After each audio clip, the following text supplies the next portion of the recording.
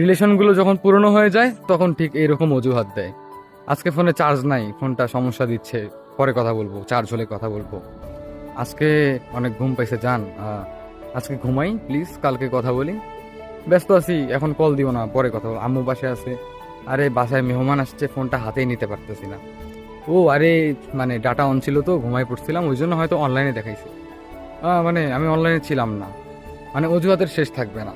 অসুস্থ, মেডিকেলে যাচ্ছি, এখানে যাচ্ছি, সেখানে যাচ্ছি, মানে এক কথায় বলা গেলে আপনার সাথে যেন বেশি কথা বলতে না হয়, এইরকম মানে আস্তে আস্তে দূরত্ব বাড়াবে যখন রিলেশন মানে একটু পুরনো হয়, বুঝছেন? প্রথম প্রথম তো অনেক কিছু, সেকেন্ডে সেকেন্ডে মেসেজ, খাইছো কি না, না খাইলে শরীর খারাপ করবে, হ্যান ত্যান, হাবি জাবি বহুত কিছু। কিন্তু যখন পুরনো হয় তখন মানে ও যে আপনাকে সময় দেয় না, আপনি যদি বলেন যে তুমি আমাকে এখন সময় দিচ্ছ না কেন, তখন সে এটা মানতেই চাইবে না।